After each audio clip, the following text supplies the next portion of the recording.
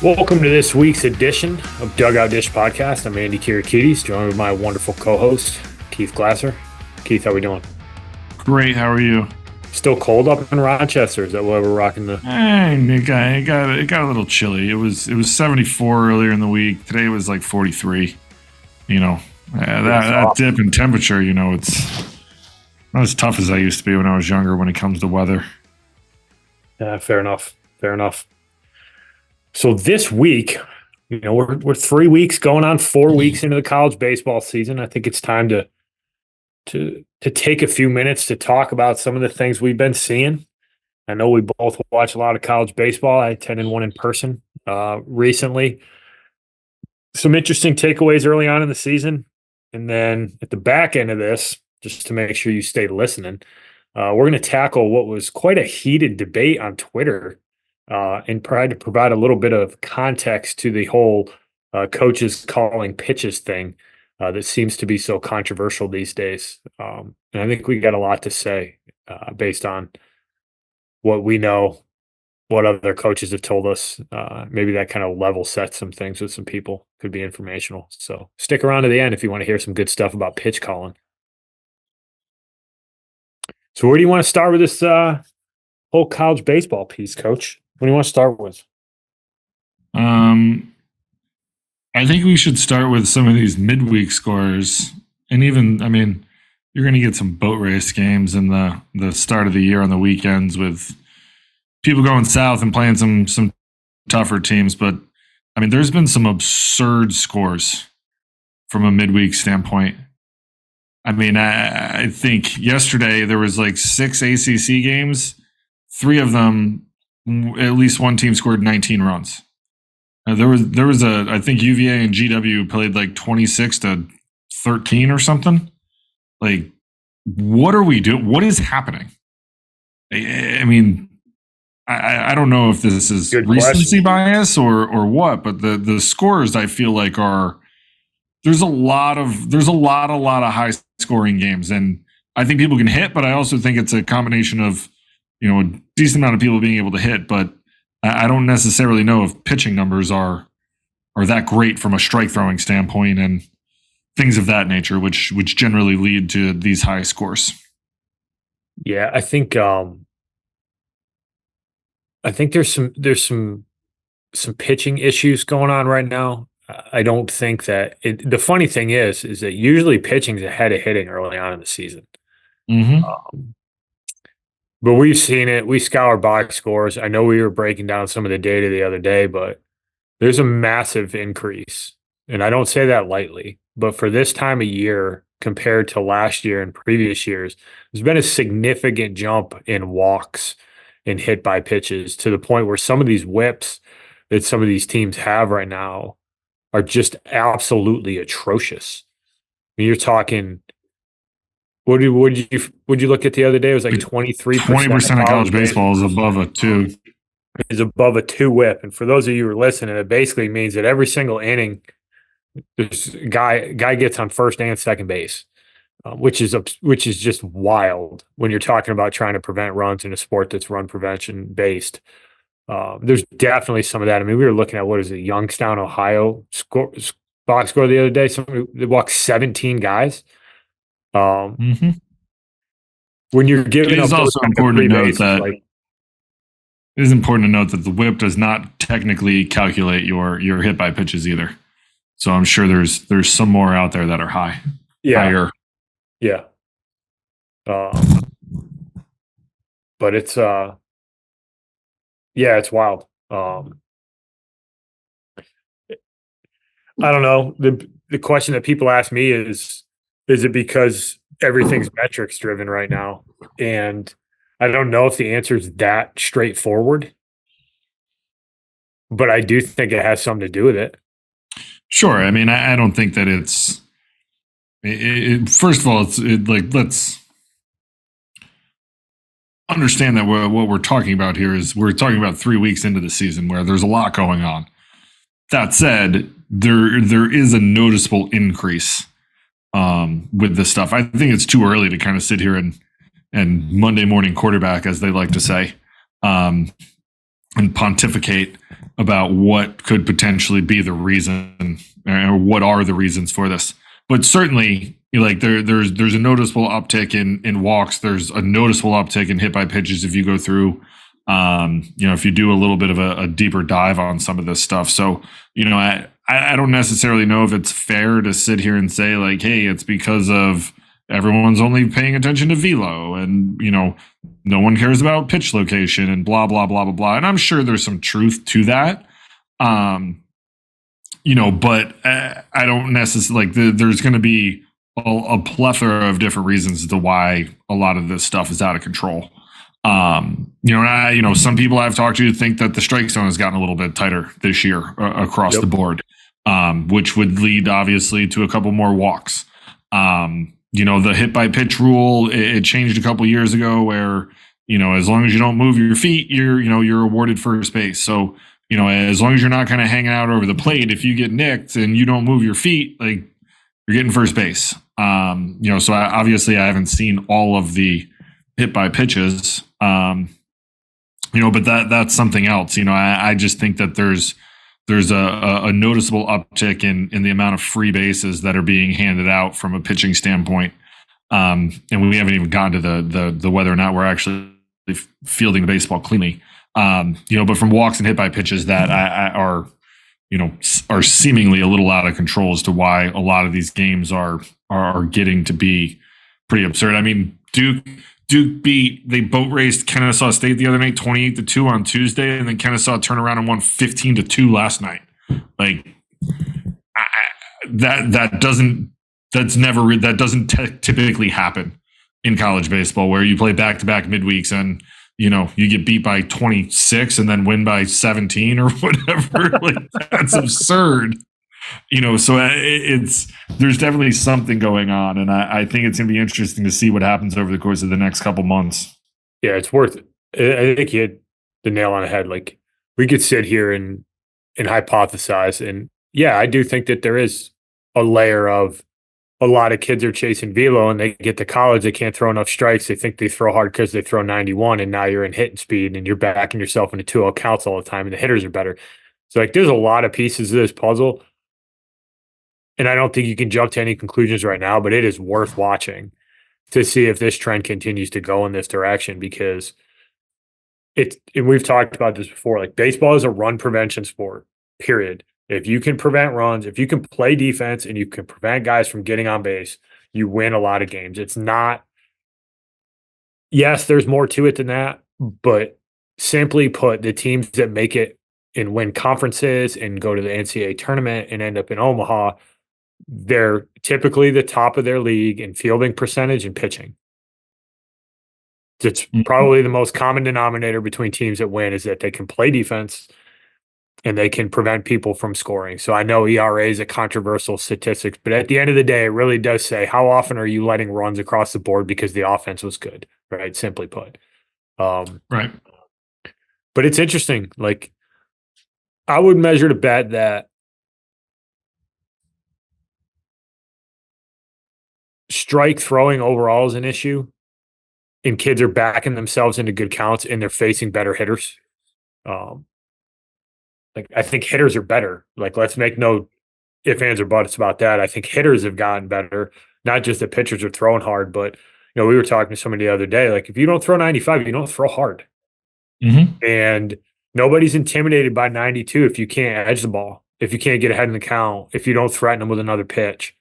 And I watched that firsthand the other day watching Boston College and William & Mary, that if you're 89 and 92, like you can't beat people in a fastball count with a fastball unless it's edged, unless it's down, unless it's located. Like you touch a little bit too much of that white at 92, like it better be doing something funky to get bad contact, because the kids are athletic, the kids are strong.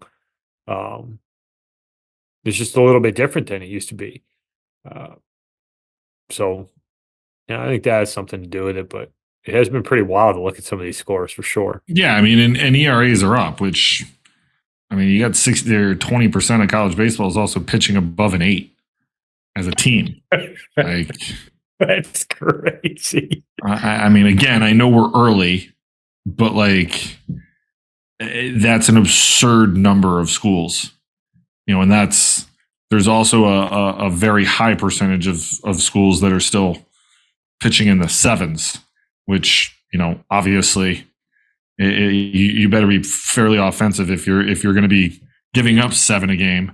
You better be able to score, because if you can't, you're going to lose a lot of games. Yeah. And, that's, you got 32% of college baseball is pitching above a 7. It's probably a little bit higher because I didn't take into account the 6.99s, but, for math's sake, I won't round up. So you got 30% pitching above a 7. And if you can't score more than 7, like, you're not going to have a lot of success. So something has to give, right? And again, it's early in the year. Like, you have a lot more people that are throwing that likely aren't going to be throwing. This is kind of where people work themselves out in the first couple of weeks of like, hey, he's going to be a guy who's going to throw high leverage innings for us, or he's going to be a guy who's up big, down big. And that's until you're going to throw in inter squads until you can prove that you can get guys out.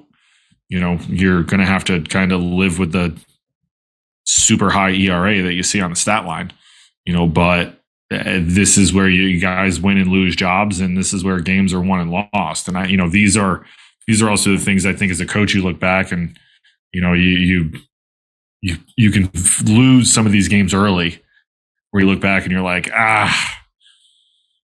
I didn't go to this guy then, I bet you, it's a little bit of a different outcome. And there's 1, 2, 3 losses all of a sudden, instead of being around 500, you're 7, 8 games above 500, and it's a little bit of a different feeling. So, I think you're going to start to see over the next 2, 3 weeks that I think ERAs are going to start to get tightened up, WHIPs are going to start to get tightened up, scores will probably go down a little bit more. Plus the other side is you're going to start getting into ACC, SEC baseball from a conference standpoint. Like, you'll start seeing what it's actually going to look like. Yeah, a lot of those schools, the smallest conferences, or we'll stick kind of in the Northeast piece. Like, your numbers come down when you get in conference, because at the end of the day, that's who you're really competing against. Like, going down and playing Arkansas is cool and it's fun, and like, if you can go down there and win a game, that's great. But you're not competing against Arkansas. Like, your chance to play in the NCAA tournament is that you win your conference. Like, that's how you're measured. Like, you're measured by how good you are in your conference, and usually even out a little bit there. But definitely worth noting the alarming number of runs that have been let up. Lead to some good highlights, though. There's been some mammo home runs that have been hit. You get the kid from Notre Dame, he's 6 home runs in 5 games or something like that. He's got like 3 games of 3 home runs or something absurd. He's played like 6 games. Who do you call it? Hit one, the kid from Florida. Gaglione. He hit a ball. I don't know if it got more than 10 feet off the ground and was out of the yard in like what seemed like 3 seconds last night against UCF. You got the Burris kid from Georgia Tech, who's a freshman, who's leading the country in home runs. Hit 4 in 1 game. He's also got a hand cannon from center field. He threw a dude out of the plate last night. He has no business being in college baseball, but this is what you're going to see. Like, you start talking about recruiting and like the increased level of competition. Like, 5 years ago, there's 0 chance that kid shows up on a college campus. Yep. They also got shut out by Northeastern last night. Northeastern's good, man. Wait till they get it rolling. Yeah, Northeastern's good. Yeah. There's the parity in college baseball continues to stick out. And I think this whole Power 5 thing with college baseball, like, people need to get it out of their lexicon because it just doesn't apply. You got like JMU been playing great, like Sunbelt. Old Dominion continues to win games. Louisiana Tech rolling. Like, really good program. Southern Miss, really good program. You got Northeastern. And I mean, I'm not even really Campbell. Campbell's rolling. You got Coastal Carolina. Coastal. These are non-Power 5 schools that are better than Power 5 schools. And I just think that this conversation around, well, he's not a Power 5 player, like, it's lazy. Like, no offense to the Big Ten, but the bottom end of the Big Ten is don't tell me that they're better than the Sun Belt because they're in the Big Ten. Like it's just a lazy way to look at it. And I think it continues to show up. Yeah, I mean, I don't think you have to say no offense. Like, yeah, but you know how people get all they get all sensitive to this stuff because it disrupts what they want. You can't say anything that has a hint of truth to it without offending somebody. Yeah, but that's the reality. Like, I mean, Santa Barbara is in the top 25. Irvine's top 25. Campbell, Dallas Baptist, Coastal. Yeah, good luck with Dallas Baptist. I mean, some people will consider ECU a non-power 5, but I mean, I think from a bit, I don't know. I guess argument's sake they are, but you know, but there's a lot of non-power 5, or I don't even know if we can consider them power 5s anymore because they're all like one conference. But you know, from a traditional power 5 standpoint, there's a ton in baseball that are far better than a lot of some of the bottom end power 5 conferences. Yep. Like, you know, and that's just reality. Like, this isn't like, go look at the numbers over the last 5, 6. I mean, Coastal won a World Series 6, 7 years ago, whatever that was. They were national champs. Yep. When's the last time a Big Ten team won the national championship in baseball? I'll wait. I'm not sure if anybody has, Keith. That's why I said I'll wait. Hey, little known fact: until Virginia won the national championship in 2015, the last ACC team to win a national championship was Wake Forest in 1950. Huh. It's pretty wild. Mm-hmm. Has an ACC team won it since? They haven't.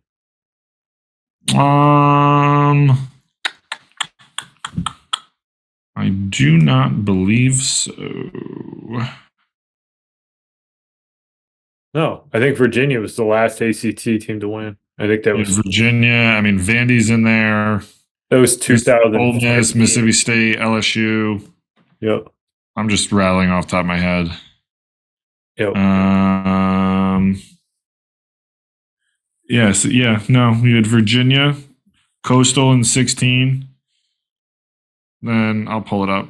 And then Florida, Oregon State, Vandy, Mississippi State, Ole Miss, LSU. So no. Yeah. Speaking of Ole Miss and Mississippi State, interesting start to the year for those. So I think that's another interesting storyline that's worth keeping track of here as the season goes on, is that there's some traditional powers that are legitimately struggling right now. Mm-hmm. And see if they can right the ship, especially when you start talking about, you know, losing midweek games to, you know, what are considered not very good programs, and you're starting to get ready into SEC play. Like, if you're not sharp in SEC play, like, you can run off 9 losses in a row and, like, it's tough. Mm-hmm. Like, it can go south on you really quick when you play at that level. And, you know, those are two programs that, like, I know Mississippi State's won a few games recently, and, you know, I don't think the competition's very good. I don't think that they haven't beaten anybody that's all that impressive, and they've lost to some teams that normally they probably wouldn't lose to. So it'll be interesting to track. And they're not the only two programs. You know, there's other programs that are struggling a little bit relative to where they usually stand right now, and to see if they can right the ship. And, you know, we see this kind of shuffling in college baseball all the time. But the other one that sticks out to me is Oklahoma State's had some losses that they're not usually accustomed to having. Some midweek stuff, some conference stuff. It'll be interesting to see if these programs are able to bounce back, because they've kind of been perennial, you know, either national championship or super regional type programs that are not heading in that direction, you know, a quarter of the way through the season, which is wild to say that we're basically a quarter of the way through the season. Yeah, no, I mean, they're struggling right now. I think that we'll see what happens when, as the season kind of obviously turn or progresses, but, you know, there's certainly some programs to watch to kind of see what shakes out there over the course of this entire year. I stand corrected for those of you who are going to fact check us, but I stand corrected. The Big Ten, Andrew, has 3 World Series. When was that? The most recent, and it's only by one team, which is the University of Minnesota, was 1964. So 1956, 1960, 1964. So what you're saying is that it's been a while. It's been quite some time. Yes. Michigan in 62. Now they've had some teams get to the College World Series, right? Yeah, You had Indiana team with Schwarber. The Michigan team is national runner-up. Mm-hmm. Those are the two. Ohio State in 66. So my point is, it's been a while. It's been a while. Holy Cross with a national championship, by the way, too. Most people don't know that. What year was that? 1952. Okay. Crusaders ran out a good squad that year. They did. Good for them. What else sticks out to you right now? College baseball. What do you got? Gosh, I think the one thing that the awesome thing, I think the first couple of weeks, especially with some of the bigger schools, are the amount of kind of like round robin tournaments that they're rolling out there nowadays. Yeah, big fan. Where you're getting to see some of the better teams kind of go head to head early on and kind of square off and see where they're at. Which I think I think it's awesome to be able to do. It's it's obviously baseball is a lot different from football from this standpoint, and I think that it's a little bit more similar to hoops in this regard. That you're not going to get penalized if the number 10 and you're sixth and you play the number 10 team in the country and you see what happens in week 2 of the season. And if you lose, it's not going to be the difference between you getting an at-large bid or not. So I think being able to see a lot of those things over the first couple of weekends is a pretty cool thing for college baseball. Where I think last week there was LSU, Vandy, Texas, and Texas State maybe all played in the round robin type thing. Oregon State was in one early on. Arkansas. Smith, what he did. Yeah, I think those types of things that where they're kind of doing at the front end of the college baseball season is a pretty cool thing too, because it's one, it's getting more people out there, and I know BC, they did it with Ohio State and Arizona. Yep. And did they play Arizona? No, they did with Ohio State, Kansas State, and Cal. Kansas State. Yep. So they, being able to like that type of stuff where you're kind of seeing some teams that wouldn't generally play against each other for one, and two, you're kind of seeing some of the bigger programs, square off early on to kind of see where they're at. I think that's a pretty cool thing for college baseball, and they're getting into different markets and playing in pro parks and playing in, spring training facilities where, they see, 10,000 people or whatever. I just think that that's an awesome thing for the game to kind of be able to grow itself, a little bit more organically while being able to see a lot of people and, teams that don't, traditionally play against each other, be able to do that early on. Yeah. I mean, you get matchups like Arkansas, Oregon State, where Hagen Smith goes pitches against, you get to see one of the best left-handed pitchers in the country face arguably the best offensive player in the country in Travis Bazzana. And we'd be remiss to not talk about how ridiculous of a start that was by Hagen Smith. Yep. What was it? 17 punchies in 6 innings. And he threw 78 pitches to do it. Which it was something absurd. Which is the efficiency, the quality of the stuff in the strike zone to do that, to have those kind of strikeout numbers against that lineup, right? There's big leaguers in that lineup. Caraway is a stud. Bazzana is probably a top 5 pick this year. Like, you're not talking about some, below average, Northeast team just coming out of the gym. Like, you're talking about one of the best teams in the country. And he's just flooding the zone with stuff that guys can't get to. Just a remarkable.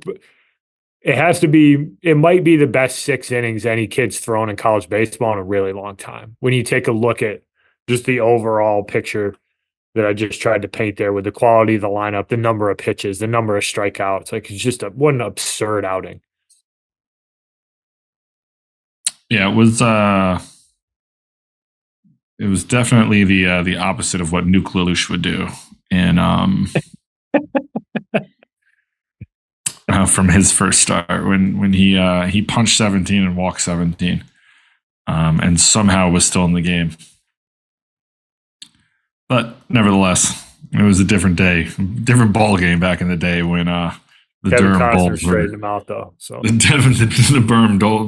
Durham Bulls were squaring off against each other. But no, I like, I just think that like being able to see some of those things is awesome for, and I know Coastal does some stuff early. I think they played Duke, and maybe it's a Big Ten team, Indiana, maybe. I think that first weekend, if memory serves. There's someone else in that four-way. Forgive me for not remembering who it was, but another, I think it was Mason who was in a regional final last year. Yeah. So like that, even that, like that's, it's a pretty cool weekend from an opening weekend standpoint, seeing stuff like that. And Coastal's always done that. Like we played in that when I was in college. So, it's nothing new. Yeah. Santa Barbara flew across the country to face Campbell. Yep. Like good on them. Go show up Campbell's a tough place to play, man. Like they've done an awesome job building out that facility. We played there a bunch when I was at William & Mary, and they really built it up. Like that's a tough place to play. Flying east is always really hard, and you show up and you play a really good team. Like good on Santa Barbara. I know we've talked about it. We talked about it last year when we were talking about the NCAA tournament. But some of the West Coast teams have taken a hit from an RPI perspective because, for whatever reason, some of the teams out there haven't been as good as they've traditionally been. Like good on Santa Barbara for saying, you know what, we're going to go get some really high quality games under our belt to start the year and, try to boost that RPI and give themselves a chance to get an at-large bid because I believe they got left out last year. A lot of people were, fairly upset that they did not get in. So I believe they were as well. Yeah, so good on them. Like I think that stuff's cool. Like you got Northeastern flying out to go play Arizona. Like that's cool stuff. Watch these teams go down and challenge themselves. Like, Northeastern, they could easily go down to some low-level Division I school down south and just go get your 3 wins and come home. But they got bigger aspirations for that, and they're testing themselves early in the season against some really good competition because, when they get into conference and they got to beat Wilmington and they got to beat Campbell, they got to beat Charleston. Like you got to be prepared for those types of matchups, and testing yourself early is a good way to sort some of that stuff out.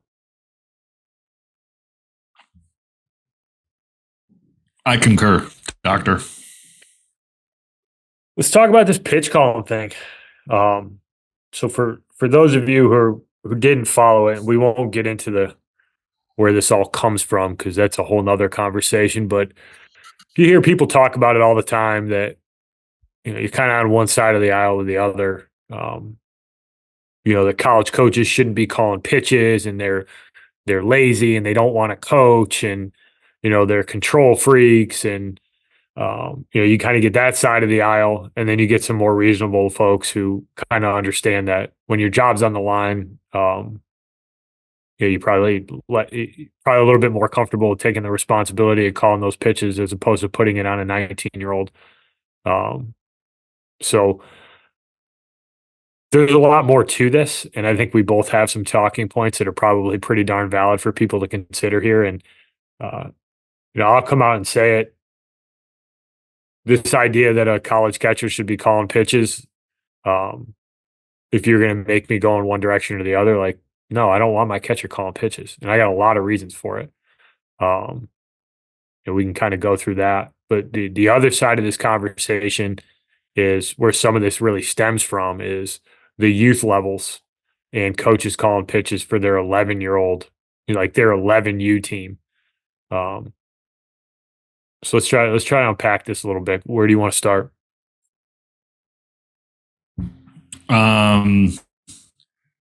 wherever you want to start is fine with me. All right. Let's hit the college piece first. So here's a couple highlight items that I think are pretty important for people to consider is that are there catchers out there who are capable of calling a good game? Yeah, probably. Are all catchers capable of doing it? No.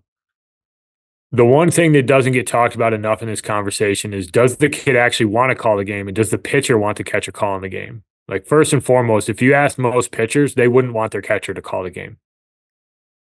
Right? I think if you ask most pitchers, they would rather have the pitching coach who has all the data, who has put in the hours to prepare for that game, calling the game, as opposed to the catcher who, if he's a seasoned Division I catcher, he's caught 150 games. Like, that's not enough to be really good at calling a game, especially when you take into consideration that in order to effectively call a game, you need to have studied scouting reports. You need to have looked at data. You need to fully understand your pitcher's pitch mix. You need to understand batters' tendencies. You need to understand situations. And there's a lot of information there that the college coaches are using to effectively call a game. And if you can't recognize the amount of effort that coaches put in terms of preparation, then I think you completely lose sight of what this conversation is. In that it's less about the catcher and it's more about the fact that the coach is going to be more prepared to make those decisions. Yeah, I caught. We've all talked about this before, but I'll readily admit now, looking back on it, and I would tell you this as soon as I got done playing. I had a super high IQ for the game, in my personal opinion, but I wasn't good enough to have free reign to call every pitch I want. Now, obviously, for me, I think there's a little bit of a, you can get into a flow and, depending on the team you're playing and what your pitcher's doing and things like that, like, sure, sometimes you can, Eric and I could get into a super easy flow and it was just him and I working together and, we knew what each other was doing. But I also think that there's, I don't know. I didn't have the time as a catcher, and your kids don't have when you're coaching. Like, they don't have time to sit down and go over every single tendency of what the hitter is going to be doing over the course of the weekend and how we're going to attack every single guy. Like, they have to go to school. They're going to be at practice. Like, they have to get better at what they're doing. Like, there's only so much time in the day. They're not professional athletes where they can sit down and digest all of this stuff and be able to go execute all of this because they do it all the time. A lot of them come from, especially when you're younger, they come up and, there's no real secret, the amount of times that I've had to, and I'm a big proponent, like I hated this from a pitch call standpoint. Like, I called pitches when I coached. Like, I hated allowing my freshman catchers to call pitches in the fall where it would be like fastball, whatever, strike one, strike two. And then we elevate a fastball, we call a fastball elevated. Like, why? You just blew 2 fastballs by this guy. Like, now you're going to throw one that's not even close to being a strike. And it's a high school mindset, right? Like, how many high school kids have you seen or coaches that are like, we're going to elevate a fastball here? Like, and then they throw it over their head. Like, it's a ball out of the hand. It literally does nothing. Like, that kid didn't, if that kid swings at that pitch, he should not be playing baseball. Like, it's just, that's what it is. And you're likely then going to try to throw a slider off of that pitch, which doesn't even look anything like the pitch that you just threw. So, we're not doing anything, from an effective standpoint. And I think that there's so many layers to this game. Like, you get guys that want to call pitches that'll be like, oh, we blow 2 fastballs by the 8-hole guy, and then we want to speed them up by throwing a slider in the zone. Like, why? Throw another fastball. Until you get beat with your best stuff, keep throwing it. And there are some things from a pitch call standpoint that do hold true. Like, hey, when you're in doubt, like, throw an inside fastball and let's see what happens. Try to make something happen. Like, sure, like that. But the idea that all college catchers should have the ability to, call their own game and do this stuff. Like it's patently false. And you have all these people that'll jump on Twitter and whatever and hit the boards and be like, well, my catchers did this. Like, yeah, dude, that was years ago. You didn't have all the data that you have now. You don't have the video breakdown. You don't have the hot and cold maps of everything. Like, it's a completely different game. The amount of time that these kids have to put in to actually be able to execute all that stuff, it's better off having your pitching coach call those things. Now, again, are you going to have conversations with your catcher where it's going to be like, hey, man, 7, 8, 9, we can attack with fastballs hard in and really get outs there. So if we get jammed up and you guys are flowing, just make sure that we're staying hard in, and then we'll extend off the plate with whatever. Yes, you're having those conversations where you can cut them loose there. But to sit there and say, like, they're going to call every single pitch from start to finish and they should know how to do it, like, not going to happen. Guys get the pro ball, and it takes them years to learn how to do that. Not because they haven't done it. Like, you're thinking along with the game and trying to do it, but there's so much to it that like it takes a lot of time to understand how to do. And to think that a 19-year-old kid can do it, to me, who did it, it's hard to put all your eggs in that basket. Yeah, absolutely. And the other thing that people bring up, and I see this comment on Twitter, is that, well, coaches are lazy and they don't want to coach their guys. Like, nobody wants to coach anymore. All right. So here's my rebuttal to that. I've never been in a dugout where the pitching coach didn't immediately go to the catcher or the pitcher upon the completion of every single inning to break down certain things, to better understand things. Like, if you're a pitching coach calling pitches and that catcher has something that's of value to you, be like, hey, man, he can't get the ball arm side today, or he can't get there right now. That changes how you call pitches the next inning. The zone, like, hey, he's giving us a ball off, or like, we can get the low strike today, or his zone's up. Like, that type of information is being relayed back and forth, and you're constantly coaching your catchers throughout the course of the game because you need them to give you information that you can't get, right? It's really that simple. So the idea that these coaches aren't coaching their guys, that they're not having scouting report meetings before every game or before every series where you break down, here are the guys that we'll go after, here are the guys that are not going to beat us this weekend. These are the guys who can run. These are the guys who play the small ball. These are their pressure guys. These are their action guys. Like, to think that coaches aren't doing that is just so naive. And you're not thinking about the whole situation in terms of what coaches do and what goes into pitch calling. Like, you call pitches very different based on every single situation. And the other thing too is, like, do you really want to put that kind of pressure? Or does the kid want that kind of pressure on him? Because one thing that comes with calling pitches is accountability. Like, you don't have anybody to blame if you're the one calling pitches and you get rocked. Like, who are you going to blame? You know what I mean? And not all kids want that, right? Coaches will take that responsibility, and you can say whatever you want, but most college kids don't want that responsibility. Tell me what to throw and I'll go execute my pitch. You're actually simplifying things for the players. Well, that's the other part of it. Like, if I'm trying to win the game, like, I want to make sure that if I know that my kids are not as prepared, like, I'm not saying they're not prepared, right? Like, but they don't know everything it is that they need to know. Like, yeah, as the game goes on, we're working together to execute this plan. But going in, like, to your point, like, there's a lot riding on this, and to entrust everything into 19 to 20-year-old kids without having guidance from outside is lunacy. Yeah, and the conversation about, like, the coaches don't take feedback from the players, like, that's so false. That's so false.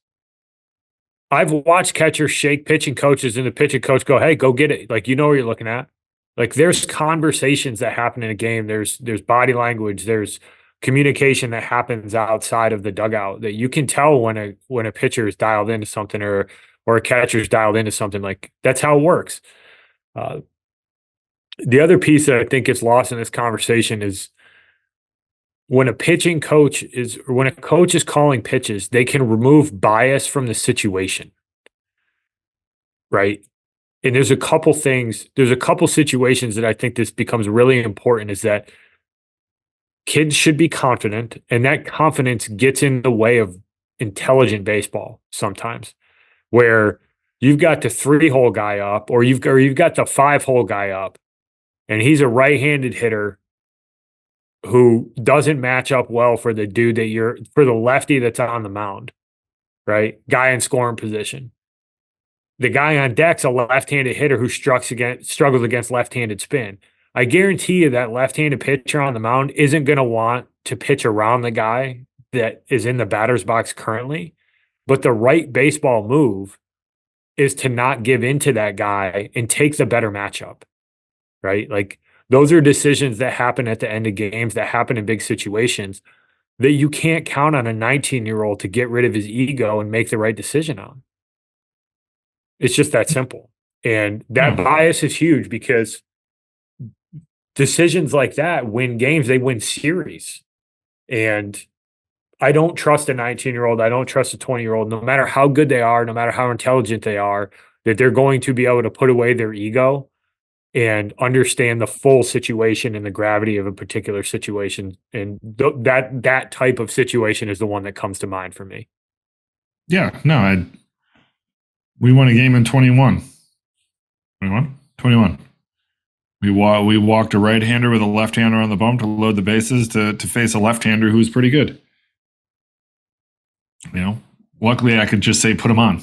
I asked the dugout. I was like, we should just walk this guy, right? And I looked down the dugout and like the 5 kids in the dugout thought I had like 30 heads. But those of you listening, it worked out. The Engineers ended up scoring in the top of the 10th or the 11th, and we walked out of that ball match with a win. Split the series, 4 games, 2-2. Threw a no-hitter. Ryan Yerby, shout out. Yerby. Good dude. So yeah, for those of you who just blindly go to coaches are lazy and they shouldn't call pitches, what I would say is you probably should take a few minutes and really take a step back and look at all the things that go into it, the responsibility that comes with it, the gravity of the situation, the accountability that's required, the study that is required. Like, hey, if a catcher wants to come and do film study and read through scouting reports every weekend and sit down and put together a pitch calling plan for each starting pitcher, bring it on. I think that would be fantastic. But the reality of it is that most kids don't have that amount of time to do that. They're not Yadi Molina. They're not one of the best to ever do it. Yeah, like that's just the amount of time that goes into it. And if catchers want to do that, if you want to show up and you want to break down hitters before every conference weekend, and you want to go over charts and you want to put together a pitch calling plan, I would guarantee you there isn't a pitching coach who that wouldn't fire up.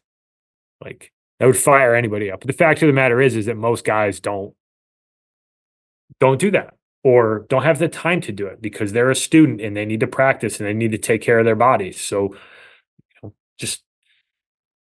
I guess it's just the way of the world now is you just pick a side and you defend it fiercely, whatever information supports your own argument. But I think we put forth at least some thoughtful tidbits that people should consider for the whole pitch calling thing.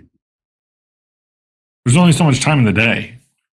And it's easy, I think it's easy as people who have been around it and guys who are older than us can sit here and say this, who, I don't know if they've coached in college or not, or whatever. But it's easy to say when you've seen as many games as we have or more, like, and especially at the big, at the professional level, like that's all you do. Like these kids haven't seen enough games. They haven't called enough pitches. They haven't been in enough situations to be able to, understand what it is that they have to do. Like, the kid who's 19 or 20 years old, who's only seen, less than 1,000 games his entire life.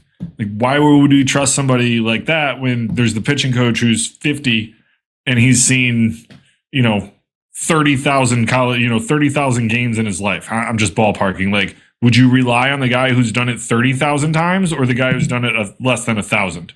Like, just pure numbers alone, you're going to be like, the guy who's done it 30,000 times is probably going to be a little bit better than the guy who's done it 500 times.